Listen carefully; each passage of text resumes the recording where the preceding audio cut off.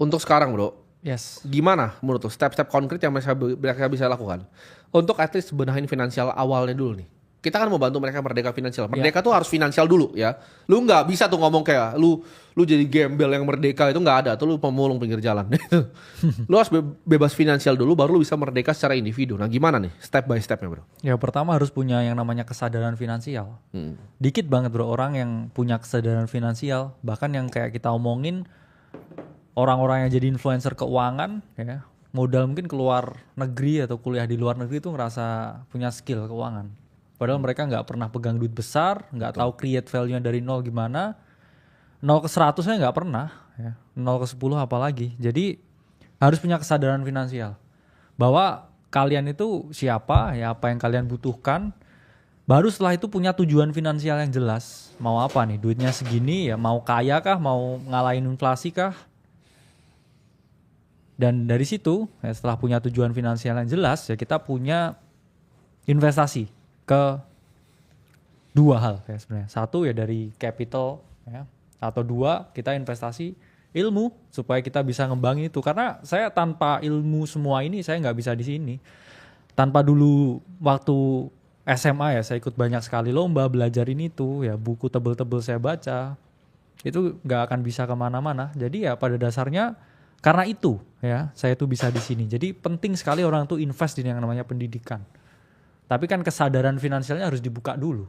Yeah. Karena banyak orang ini yang nggak sadar secara finansial, masih numpang di rumah orang tuanya, terus nonton live 12 jam gitu, Ya, ya kan? kacau itu hidupnya.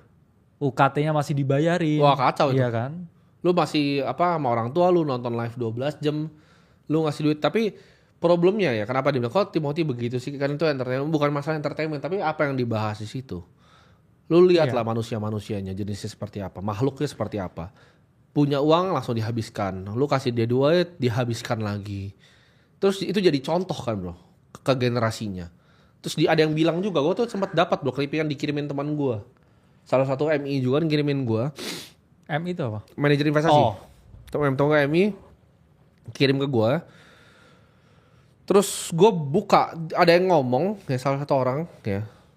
Dia bilang gini bro, investasi kripto mah gue kapok, gue nggak penting. Terus kayak investasi jelek, yang penting uangnya tuh cash.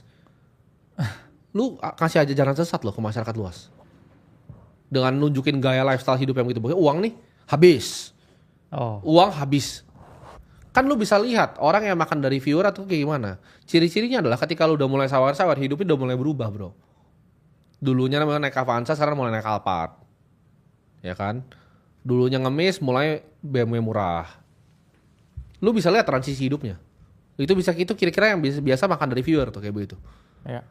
Lu tega hasil kerja keras lu pakai untuk itu. Kenapa gak investasi di diri lu sendiri? Iya. Contoh, lu akuntan bro. Cari misalnya course di Udemy, lu beli nih. Lu jadi akuntan yang lebih jago lagi, lu bisa naik jenjangnya tuh. Terus lu bisa lompat mungkin ke karir yang lebih tinggi di dunia akuntansi. Lu bisa kerja di Big Four accounting firm gitu kan. Naik. Ada hal yang lu bisa lakukan untuk improve diri lu. Contoh, lu belajar misalnya kripto gitu kan. Yes. Yang gak usah dari kita lah, dari yang lain. Lu investasi ilmu lah. Ya nonton YouTube-nya Aceh. Nonton kan? YouTube-nya Aceh gratis. Lu nonton modulnya Aceh gratis ya kan. Atau lu punya skill yang lu bisa develop yang lain gitu kan. Contoh, lu mau belajar programming Web3 lah gitu. Ya. Nggak usah di kita deh. Ya, lu belajar di luar. Silakan, cari. Course-nya misalnya MIT bro, OpenCourseWare itu ada di situ. Lu cari di MIT itu ada. Lu pelajarin, lu naik skill lu bisa improve hidup lu gitu loh. Dibanding lu kayak 50.000 lu sawer kayak ngasih LC begitu. Sadar dong. Gitu. Itu lu aja gak mau kasih pengamen bro. Pengamen di jalan. Lu gak mau kasih. Tapi itu lu kasih. Terus duit itu dipakai untuk gaya hidup yang hedon. Iya. Itu fenomena yang cuma ada di sini bro. Iya setuju sih. Ada yang bilang, tapi kan di luar negeri juga ada live streamer. Kalian harus bedakan gitu. Mana orang yang memang fokus di bidang entertainment sama mana yang menyesatkan bangsa. Ini dua hal yang sangat berbeda bro. Apakah nggak ada entertainer di Indonesia? Banyak bro. Pelawak yang lucu banyak, yang keren-keren. Banyak yang channel edukatif juga membantu ada. Tapi yang bagian sampah-sampah ini gue udah resah banget lihatnya. Karena kasihan dari apa yang diomongin dari mulutnya gitu loh. Oh masyarakat jangan investasi, pegangnya cash. Wah anjing lu monyet goblok lu. Oh ada yang bilang gitu Ada ya? bro monyet goblok itu. Baru tahu. Dikirimin gua, banyak orang yang kirimin gua ini kok ada makhluk begini katanya. Yang nonton rame banget soalnya itu di clipping di TikTok yang nonton tuh 200.000 like bro itu. Berarti view-nya mungkin jutaan itu. Like-nya 200.000. Terus ada yang komentar-komentar, oh iya bener bang, nggak perlu investasi malah rugi, cash aja. Wah kacau bro. Kacau itu. Oh ada ya. Gitu. Jangan uang masuk lewat langsung beli barang gitu loh. Hati-hati gitu bang. Iya. Ya. Jadi gue di sini karena gue nggak pengen kalian tersesat gitu. Yang bro kakak bilang nih, mungkin gue sambungin gimana caranya. Bener, investasi bisa dua. Iya. Lu bisa upgrade skill lu yang lu udah punya nih, skill yang lu udah sekarang nyari kerja. Iya. Contohnya editor nih, ya kan. Lu beli course untuk editing gitu. Lu jadi editor yang lebih jago, gaji lu bisa naik nanti. Lu bisa naik jenjang level skill editing lu bisa naik. Lu jadi clipper ya kan. Lu belajar skill nih misalnya, gimana cara nge-clipping di YouTube kan. Bahkan gak usah keluar duit bro, bisa gratis. Lu cari di YouTube deh, cara clipping gitu kan. Gue kasih lu 1 juta, lu bisa dapat duit. Anak-anak SMA, bahkan anak-anak SMP. Lu bisa bantu tuh mama lu dengan duitnya. Itu gue kasih terus, gak akan habis. Gue kasih, duit gue gak bisa habis. Kalau 1 juta, gue bilang kan, gue buang duit ke tong sampah tuh, Napoleon tuh baru lahir tuh habisnya duit gue. Jadi gak bisa habis duit gue. Gue bakal kasih terus ya, jadi gak bakal ada berhentinya dan gue bakal kasih terus. Itu adalah cara untuk kita bisa benahin ini. Gitu. Dan pertama, lu harus bikin fondasi finansialnya dulu. Gitu. Lu punya aset yang aman. Ya. Bisa aset keras boleh, lu beli emas nih, 6 bulan lu tabung dalam bentuk emas, gak masalah bro. Ya kan? Iya. Lu bisa jual-jualin tuh, satuan berapa sekarang harganya, rupiahnya? Ya, Dia lebih tahu karena dia banyak emasnya. 10 gram. Ya. Ya 10 gram gitu kan. 19 juta ya. 19 juta gitu kan. Kalau kalian punya uang, bekerja ya kan. Kalian bisa tabung sebagai darurat di emas boleh. Menurut gua boleh, sangat sah, hard asset kok. Iya. Gitu. Lu mendingan di emas daripada di bonds menurut gua. Oh iya. Bukan cuma menurut gua sih, menurut Ray Dalio juga sama. Lu nonton tuh video kemarin nyacat Makanya. bonds tuh dia. Ya. Jadi lu dana darurat lu menurut gua emas it's fine ya. Taruh di emas. Lu bisa punya apa buffer. Jadi ketika kalau lu dipecat lu jadi nggak takut gitu kan. Kenapa butuh begini? Ini butuh edukasi finansial nih. Supaya lu kalau lu dipecat di pekerjaan lu nggak kocar-kacir gitu. Lu ngemis pesangon terus kocar-kacir habis itu. Lu udah punya 6 bulan biaya hidup lu, dan lu bisa diem, dan lu bisa mikir dulu, oke, apa yang saya mau kerjain? Lu bisa upgrade skill dulu. Anak istri lu masih bisa makan. Nah, ketika ini udah set, bro, fondasinya nih kayak bangun rumah, bro, nggak bisa langsung lu bangun atapnya gitu loh. Benar. Fondasinya udah kuat. Nah, baru mulai nih, ayo kita adventure nih. Lu mau sekarang kondisi finansial lu di mana? Apakah lu udah kaya raya atau belum?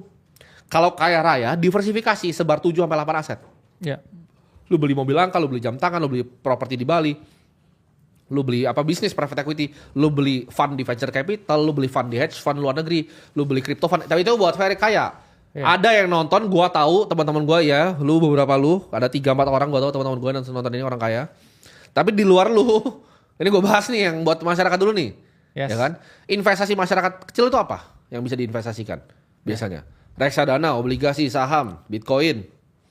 Nggak banyak, jawabannya pilihannya nggak banyak. Lu kayak nggak bisa investasi di hedge fund gitu. Lu nggak bisa di Bridgewater investasi nggak bisa. Nggak ada aksesnya Nggak juga. ada aksesnya juga. Ya. Jadi jawabannya adalah lu bisa invest di something yang ada format marketnya. Nah, kenapa gua nggak saranin main properti kalau misalnya nggak punya duit? Bahaya. Ya. 1 M nih, lu pakai untuk kos-kosan, lu gagal total, mati lu miskin. Oh, tapi ada yang ngajarin bang, mau modalnya 100 juta, 900 juta KPR, mati lu pas gitu. Ya. Gua kasih tau pasti mati. Ya. Karena kalau emang segampang itu, ya jawabannya semua orang udah lakuin, teman-teman. Kalau itu memang hal yang gampang untuk dibikin, semua orang udah lakuin. Jadi jawabannya adalah, lu lihat dulu nih secara landscaping, apa yang lu bisa investasikan. Bisnis tuh jangan disentuh dulu kalau lu masih kerja. Kecuali lu bisnisnya ada hubungan sama lu. Contoh, lu videographer, lu bikin jasa production house, itu sama tuh, kesinambungan. Tapi lu kalau videographer, lu mau bikin restoran kecil, pecel lele, lu pasti miskin. Ya. Jadi satu tuh fondasi dulu. Yang kedua tahu nih mau mainnya di mana. Ketika udah tahu mau mainnya di mana, fokuskan di situ. Oke, lu pilih. Oke, gue mau jadi investor misalnya public equity Amerika. Tapi kan lu gak ada aksesnya juga. Gue mau jadi investor kripto. Lu pelajarin Bitcoin itu teknologi seperti apa, cara kerjanya seperti apa. Jangan dikit lu scam. Ya, ini aset kelima bos. Ini lebih tinggi dari Amazon sekarang. Ya, lu pelajarin dulu. Ya, Bitcoin itu seperti apa. Lu pelajarin dulu teknologi seperti apa. Ethereum itu apa. Smart contract itu apa. Gimana caranya bikin smart contract sendiri. Ya, Solana itu apa. Gimana cara programming di dalam Solana? Teknologi seperti apa ya? Bitcoin penyimpanannya seperti apa? Apakah dibiarkan di exchange, belinya seperti apa? Ya, ditaruh di cold wallet seperti apa? Kalau multisig itu bagaimana? Types of account tuh apa? Gitu. Pelajarin dulu ya. Lu petain dulu dan lu mapping semua. Ketika lu udah ngerti, lu baru hajar pakai duit lu masuk. Karena jangan cuma lu nyemplung aja bro ke kolam ya kan? Orang nggak bisa berenang nih baru keluar dari kencing nih. Iya. Lu lompat nih ya kan berenang, lu lompat ke air, lu belum paham cara berenang, lu pasti mati. Belajar dulu di pinggir-pinggir. Nah itu yang kita lakukan di sini, belajar di pinggir-pinggir ya. Ya atau lihat praktek seperti ini kan. Iya, Ini kan betul. sama juga ya. Kita kasih edukasi ke teman-teman supaya teman-teman bisa lihat sama kayak Betul. dulu di kampung ya. Saya pas main bola tuh saya juga nggak langsung bisa bro. Saya pasti yang duduk-duduk di samping ya sama yang penjual cilok itu Ya. lihat yang bisa main beneran. Ya. Lama-lama kan saya inspire. Ya. Terus saya belajar passing dulu, belajar shooting. Basic kan? Lama-lama bisa main di lapangan juga karena kan orang harus aspire dulu. Betul. Lihat tokohnya itu penting. Oh, Itulah kenapa yang kita bilang. Segalanya itu. Ya kalau nggak ada tokoh yang bisa berhasil atau yang dulu jago main bola, saya nggak bisa aspire seperti ini. Itulah Ya. alasan kenapa ya kayak Ronaldo, Messi itu bisa aspire banyak orang untuk main bola kan akhirnya. Ya. Karena mereka melihat sosok idola yang mereka ingin jadi seperti mereka. Nah ini yang jadinya jelek sekarang. Orang ini lihat bro sosok yang mereka nggak punya kapasitas dan juga kapabilitas untuk melakukan apapun. Terus orang aspire untuk menjadi sampah kan. Nah, itu bahaya banget. Lu bayangin ya? Yang lu ikut itu siapa sih sebenarnya? Lu pernah ketemu nggak orang lu ikutin itu? Yang lu dewa-dewakan itu? Pernah ketemu nggak orangnya? Pernah berdialog nggak dengan orangnya? Lu tahu IQ-nya nggak berapa? Itu dulu gitu loh. Hati-hati lu mengidolakan seseorang. Jangan lu idolain sampah terus lu jadi sampah hidupnya. Terus lu bingung along the line. Karena gini, pikiran yang ada di otak lo. Makanya waktu pas gua bahas soal mindset kan diplesetin bro. Yang kayak, oh ini genset, ini keset segala macam. Apa yang ada dalam pikiran lo, itu dari tokoh yang lu dengerin biasanya. Ya. Utama biasa orang tua. Orang tua terus biasanya anak-anak kecil sekarang sosmed. Nah di sosmed ini sumber semua sampahnya. Karena influencer sampah itu yang begitu-begitu semua. Kan dulu ambil pola pikir mereka kan. Ya. Oh ini mindset ini goblok nih. Ketika ada orang yang ngomongin mindset, serang dia, salah dia. Benar. Sekarang hidup lu jadi apa? Lu gak usah jauh-jauh, lu lihat hidupnya mereka deh jadi apa? Berkembang gak bahkan manusianya? Secara manusianya berkembang gak? Dari 3 tahun, 5 tahun gitu ya. 5 tahun, let's say. Panjangin, 3 tahun pasti udah jadi sampah. 5 tahun panjangin. Tetap jadi sampah juga jawabannya. Jadi hati-hati lu idolain siapa dan lu denger opininya siapa. Karena opini itu yang akan shaping cara pikir lu seperti apa. Lu dengerin opini yang sampah Yes. terus. Kayak uang gak perlu investasi, itu bahaya luar biasa. Bahaya itu gua kasih tau. Oh hidup tuh foya-foya aja, punya uang langsung. Uang dikit langsung BMW. Uang dikit langsung sewa rumah. Jangan uang dikit sewa rumah. Gitu. Bahaya bro, bener bahaya, bahaya banget. Bahaya banget. Ya.